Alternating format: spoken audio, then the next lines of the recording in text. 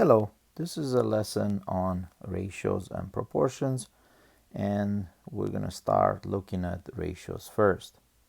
So what is a ratio? It is a comparison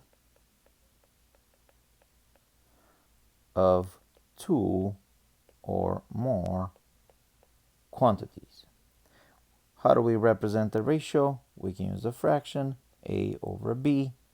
We can use the colon, a colon b, or we can use the word to, a to b.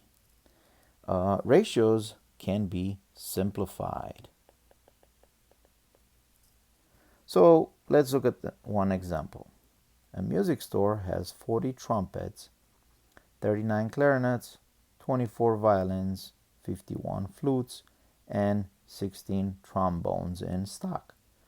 Give each as a simplified ratio. So let's look at number one, trumpets to violins. How many trumpets? 40. How many violins? 24. How do we simplify this? We're going to look for the greatest common factor, which in this case is 8. So we divide both by 8, and we get 5 to 3 trumpets to violins. What about number 2? Flutes to clarinets. What do we have?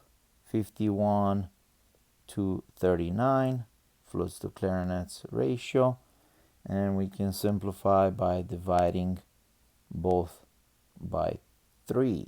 So we get 17 to 13 ratio. Trombones to trumpets, number 3. What do we have? 16 to 40 is trombones to trumpets.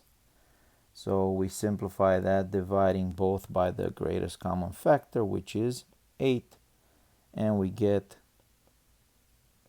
2 to 5 ratio. And the last one, violins to total instruments. We have how many violins? 24, and if we add them all up, we have 170 instruments total. So we can divide both by 2, and we get 12 to 85 instruments. 12 violins to 85 instruments. Extended ratios. Extended ratio is a comparison of 3 or more quantities. 3 or more quantities. Extended ratios can be written as A to B to C. So let's take a look at some examples. Number 5. The ratio of two complementary angles is 3 to 7. Find the measures of both angles. What are complementary? Complementary angles add up to 90 degrees, Two complementary angles. So if we set up this as an equation, 3x plus 7x equals 90. Okay, and then combine like terms, 10x equals 90. We divide by 10, and we get x to be 9. So first is 3 times 9. Add up, that is going to be equal to 27 degrees, and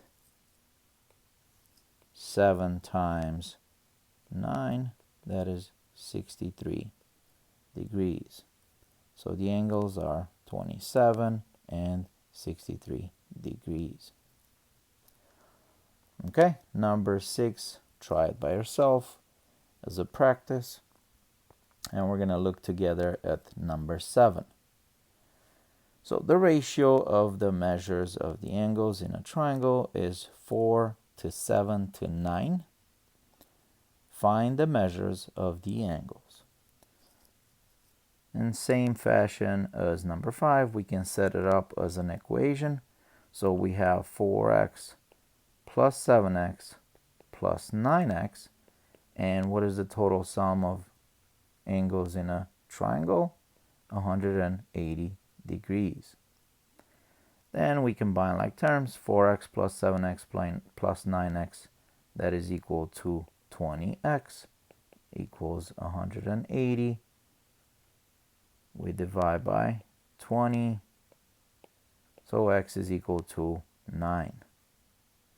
Then we can find the angles. 4 times 9 is 36 degrees. Second one, 7 times 9, 63 degrees. And 9 times 9 is 81 degrees. So the angles are 36, 63, and 81 degrees. Okay, number 8, try it as practice by yourself. We're going to look at the back side. The ratio of the measures of the sides of a triangle is 2 to 8 to 9. So if the perimeter of the triangle is 76 inches, find the length of each side. So let's try to set it up as an equation. 2x plus 8x plus 9x is equal to the total perimeter, which is 76 inches. Combine like terms, 8x plus 2x plus 9x is 19x, equals 76. We divide by 19, and x is equal to 4. Then we use the value of x4 to find each side.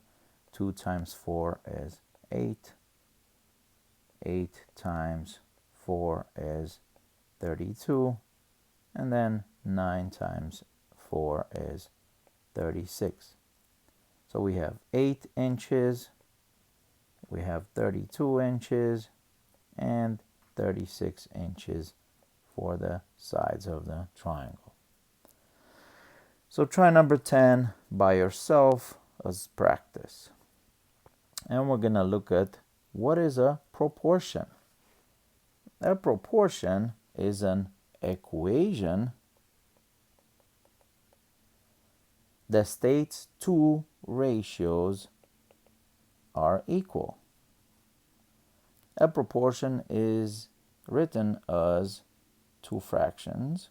We usually write it like A over B equals C over D.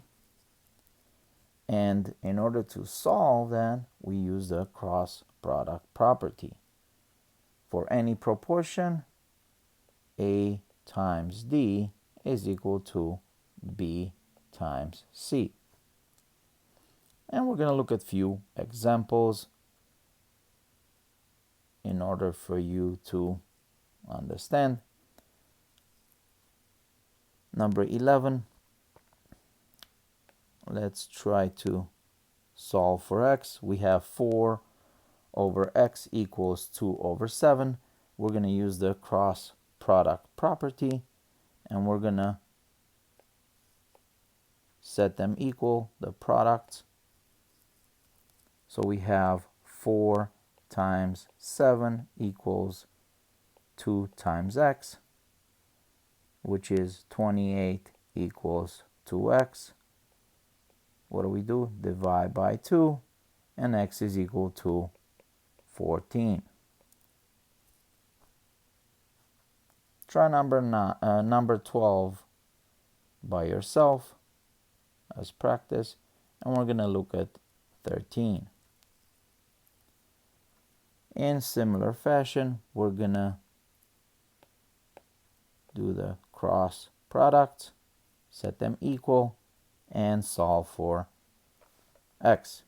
Now the only thing that I want to mention is that in this case we have x minus 1, so we're going to put parentheses in order to distribute the 19. So we have 19 times x minus 1 in parentheses and is equal to 6 times 13. Then we're going to distribute the 19, yeah? So 19 times x is 19x. 19 times negative 1 is negative 19. 6 times 13 is 78. Then we're going to solve for x. We're going to add 19 on both sides. We have 19x equals 97. And we divide by 19. X is equal to 97 divided by 19 is approximately 5.1. Try number 14 by yourself. 15 and 16 also. And we're going to look at number 17. So 17, now we're going to have an equation with variables on both sides of the equal sign. So we're going to do 18 times parentheses x minus 20 equals 3 times parentheses x minus 11. So we're going to have to do two distributions, 18 and 3 on the right side of the equal sign. So 18 times x is 18x. 18 times negative 20 is equal to negative 360. And equal 3 times x is 3x. 3 times negative 11 is negative 33. Now we're going to move the 360 on the right side and 3x on the left side of the equal sign. So we're going to have 15x if we're subtracting 3x equals, we're adding 360 on both sides. So we're going to have 327 on the right side. So we're going to divide by 15. So x is equal to 21.8. Try number 18 on your own as practice. So this concludes our lesson for ratios and proportions.